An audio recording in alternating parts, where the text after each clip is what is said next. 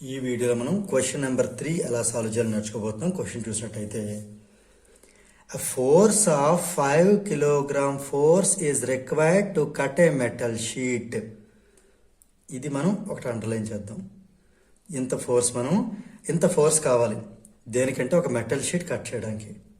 అంటే ఇంత లోడ్ అనేది అప్లై చేయాల్సి ఉంటుంది అది కట్ అవ్వాలి అంటే. తర్వాత a pair of shears used for cutting the metal sheet has its blades 5 cm long. ఇంతకుముందు దీని బిఫోర్ ప్రాబ్లం కూడా చెప్పాను. బ్లేడ్ అనే దాన్ని లోడ్ అని గుర్తుపెట్టుకోమని చెప్పాను. అంటే రైమింగ్ ఆ బ్లేడ్ లోడ్ గుర్తుంచుకోమని. అంటే ఇది లోడ్ ఆర్ని ఇండికేట్ చేస్తుంది. ఇట్స్ హ్యాండిల్స్ ఆర్, మన హ్యాండిల్స్ కేసు కదా మనం ఎఫర్ట్ పెడతాం. ఈ 10 సెంటీమీటర్ అనేది మనకి ఎఫర్ట్ని ఇండికేట్ చేస్తుంది. అంటే ఎఫర్ట్ ఆర్మ్. ఇక్కడ లోడ్ అంటే లోడ్ మళ్ళీ వేరే, ఇది లోడ్ అవుతుంది, ఇది లోడ్ ఆర్మ్. ఓకే, ఇది సిచ్యువేషన్. అయితే క్వశ్చన్ ఏంటంటే what effort is needed. Only effort find out చేయాలి. ఫైండ్ అవుట్ చేయాలి. ఈ ఫర్ ఎఫర్ట్, ఇది ఎల్ ఫర్ లోడ్.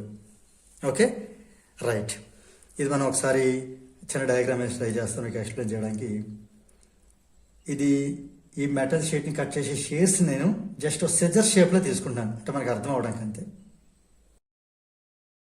ఇది రిపిట్, జస్ట్ అర్థం అవడం మాత్రం ఓకే, జస్ట్ రఫ్గా వేస్తున్నాను అంతే. సో ఇది మనకి ఫల్క్రమ్ ఇండికేట్ చేస్తుంది. దీన్ని మనం స్ట్రైట్ డయాగ్రామ్గా చూసుకుంటే కనుక ఇలా చూసుకుంటే ఇక్కడ మనకి ఈ పాయింట్ ఫల్క్రమ్ ఇండికేట్ చేస్తుంది. ఈ రివిట్ అనేది ఫల్క్రమ్ ఇండికేట్ చేస్తుంది. ఇటు మనం లోడ్ పెడతాం కదా, సో ఇది లోడ్ ఆర్మ్. ఎంత లోడ్ మన ఇక్కడ 5 kgf. ఇది load L 5 kilogram force. Right, ఇక్కడ మనం ఎఫర్ట్, ఇది ఎఫర్ట్ అంటే ఈ ఎఫ్ అంతా కూడా మనకి ఎఫర్ట్ టర్మ్ అవుతుంది. రైట్, ఇక్కడ మనకి ఆల్రెడీ ఇచ్చిన వాల్యూ చూద్దాం. Blades, length of the blades అంటే అది మన లోడ్ కేసు ఉంది కాబట్టి ఇందాక లోడ్ ఆర్మ్ తీసుకోమని చెప్పాను.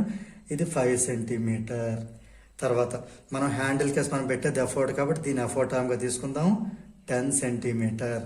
మన క్వశ్చన్ ఏంటంటే ఇక్కడ ఎఫర్ట్ ఎంత అప్లై చేయాల్సి ఉంటుంది అనేది మన క్వశ్చన్. ఈ ఎఫర్ట్ మనం ఫైండ్ అవుట్ చేయాలి. ఇది సెంటీమీటర్లో ఉంటే ఇది కూడా సెంటీమీటర్లో ఉంది. ఇప్పుడు ఇది కేజీఎఫ్లో ఉంటే ఇది కూడా సమ్ కేజీఎఫ్లో రావాలి. Some value should be in కేజీఎఫ్లో ఉండాలి.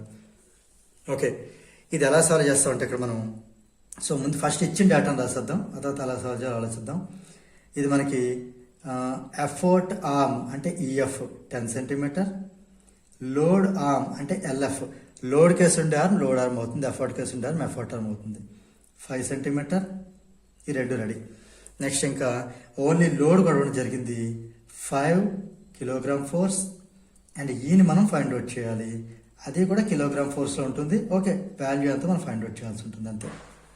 ఇక్కడ మనం ఏంటి అప్లై చేయాలంటే ప్రిన్సిపల్ ఆఫ్ మెషిన్ అనేది కాన్సెప్ట్ మనం అప్లై చేయాల్సి ఉంటుంది. ఏంటి ప్రిన్సిపల్ ఆఫ్ మెషిన్ అంటే వెరీ సింపుల్.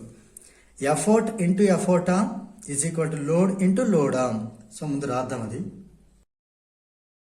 ఒకటి వీటి వాల్యూ సబ్స్టిట్యూట్ చేద్దాం. ఎఫర్ట్ మనకు తెలియదు, ఫైండ్ అవుట్ చేయాలి, దాన్ని ఈగా ఉంచుదాం. ఎఫర్ట్ ఆర్మ్ ఎంత 10 సెంటీమీటర్, అలాగే లోడ్ ఎంత 5 kgf ఇంటూ లోడ్ ఆర్మ్ ఎంత అవుతుంది 5 సెంటీమీటర్. ఓకే, మనకి ఈ కావాలి అంటే ఈ 10 సెంటీమీటర్ డౌన్ వెళ్తుంది.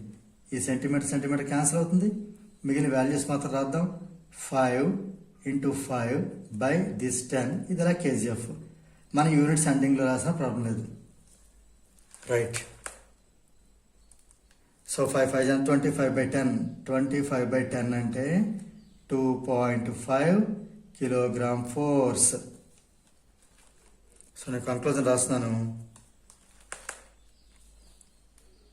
Therefore what effort is needed అంటే the required effort is 2.5 kgf.